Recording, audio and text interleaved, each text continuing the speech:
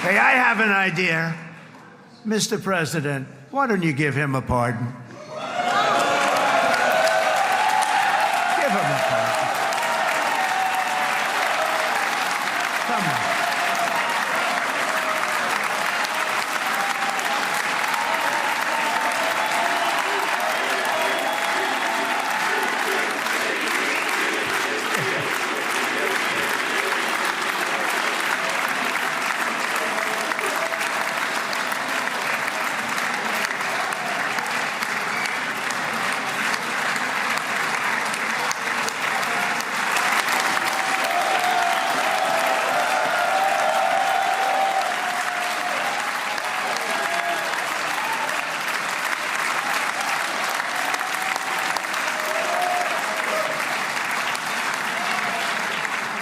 By the way, that was not in the speech, as you probably know. But I happen to like this gentleman right over here, and it just seems to make so much sense. You know, whether we like it or not, this has been one of the greatest wartime presidents. This has been one of the greatest wartime presidents. And cigars and champagne, who the hell cares about that?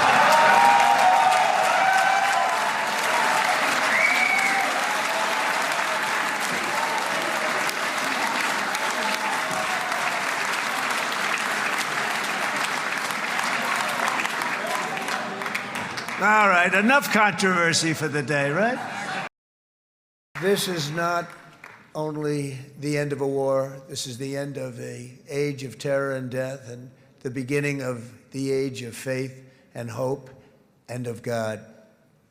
It's the start of a grand concord and lasting harmony for Israel and all the nations of what will soon be a truly magnificent region. I believe that so strongly. This is the historic dawn of a new Middle East. This man is a good man right here. These two men are good men right here.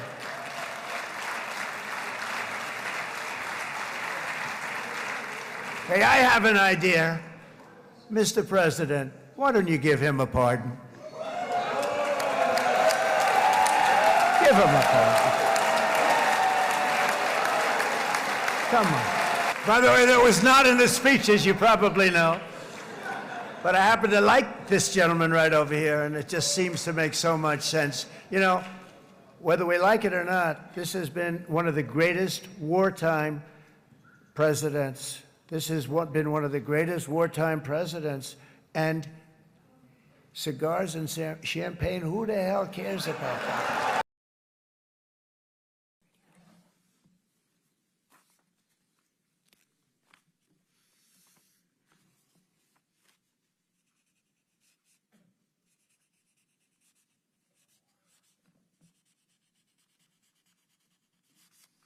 Okay.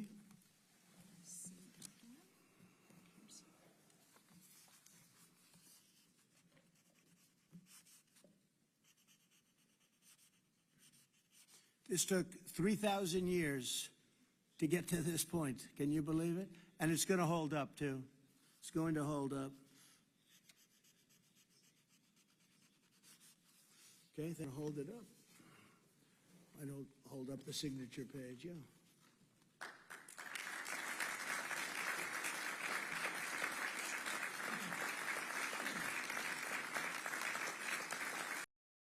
This is something that's taken off like a rocket ship, and it did from the beginning, and I've heard for years this is the biggest deal, it'll never happen. For years, long before I ran for office, that this is the Middle East. It's the biggest, most complicated deal, and also it's the place that could lead to tremendous problems like World War III. They always talked about World War III would start in the Middle East, and that's not going to happen. This is the day that people across the region and around the world have been working, striving, hoping, and praying for. They have done things over the last month that I think were really unthinkable. Nobody thought this could happen. With the historic agreement we've just signed, those prayers of millions have finally been answered. It all came together just at one little period. It just came together.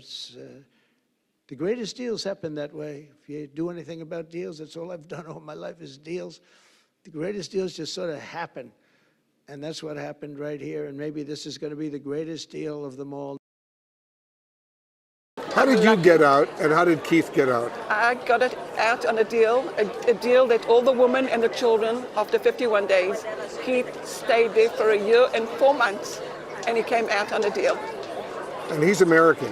He's American. And he was just, you told me, in Washington meeting with President Trump? Yes. He didn't meet President Trump, he spoke to him, and I want to say that Keith, since he came back for the last 8 months, has been 5 times in the States. I was there 17 times. I met everybody that you can think about. I met more than 100 congressmen, and I became very close to Witkoff. I talked to him all the time, and I want to thank President Trump. You're talking about the president's personal special envoy, Steve Witkoff. Yes, and he's working hard around the clock, and I want to thank him for that from the bottom of my heart. I want to thank him from this whole country. We need to smile. We've been waiting for it for too long. It's been so sad, just so sad. And for us, Keith and I, being a hostage, knowing what's happening there and what they're feeling, the hostages, is one of the worst things that any person can go through. So many of the hostage families I've been seeing here at Hostage Square are telling me they give so much credit to President Trump for making this happen.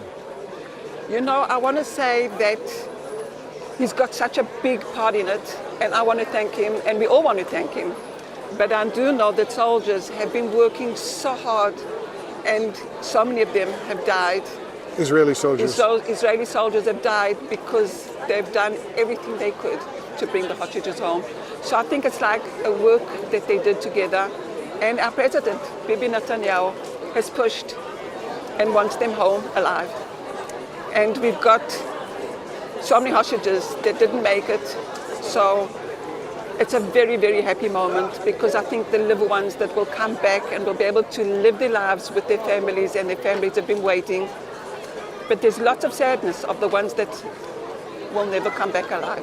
A lot of people here are so excited like you are, so happy that this is about to take place, but they're also so nervous that, God forbid, something could go wrong. Are you among them? No. I'm happy. It's going to happen. I'm keeping my strength for good things, and it's going to happen. It can't not happen. It just can't not happen. It's going to happen. I believe that. From the minute I heard that the deal is coming true, I believed it. And I've been around people that have asking me, are you sure about it? And what happens if it doesn't happen? I'm sure about it. It's going to happen. I'm with you. I hope you get to hug all those hostages who are coming back very, very soon. Can I give you a hug? Please. Okay. Thank you. בהצלחה. Thank you. This is an emotional evening, an evening of tears, an evening of joy, because tomorrow sons will return to their homeland. This is a historic event that blends sorrow over the release of murderers and joy over the return of hostages. This is a historic event that some did not believe would happen, but our fighters believed, many among the people believed, and I believed. I know there are many disagreements among us, but on this day, and I hope also in the period ahead, we have every reason to put them aside, because through joint efforts we achieved enormous victories, victories that astonished the entire world. I'm very sad that Hirsch isn't here, but thank God for the 20 or so families who can hug their relative and be joyful again. A big part of our hearts has been thinking about praying for and advocating for the hostages for 2 years. We are so happy, we are so overjoyed that the living hostages are home. We are heartbroken that many did not survive. We have told them we want to disarm, and they will disarm. And if they don't disarm, we will disarm them. And it'll happen quickly and perhaps violently. But they will disarm. Do you understand me? It's a long day, and we did a couple of big ones. That first one was it's getting great reviews, I will tell you. There's a lot of meat in there. They're dissecting it and just playing it all night long. It's been It's been very good. I think it's a very important day, because nobody thought this was possible. It has been a long-stated goal of President Donald Trump's to bring the war in Gaza to an end, and he had the chance to visit the region after helping broker a ceasefire agreement that so many hope will lead to a permanent end of the conflict. Trump is receiving credit for the role that he played here, as several world leaders have acknowledged his diplomatic efforts, and chants of "Thank you, Trump" have been heard on the ground in recent days. There were a couple of key stops during his visit. Trump arrived in Israel, where he met with hostage family members and addressed the Israeli parliament. He then visited Egypt for a signing ceremony and a summit focused on what's next for Gaza, specifically what stability and security could look like going forward. This is not only the end of a war, this is the end of an age of terror and death, and the beginning of the age of faith and hope and of God. It's the start of a grand concord and lasting harmony for Israel and all the nations of what will soon be a truly magnificent region. I believe that so strongly. This is the historic dawn of a new Middle East. Now, this is a big moment, but it's important to note that there are still a lot of questions. When Trump announced that Israel and Hamas had agreed to phase 1 of his 20-point proposal to end the war, he did not address some of the key sticking points, including Hamas disarmament, as well as the future governance of Gaza. At the White House, I'm Juliet.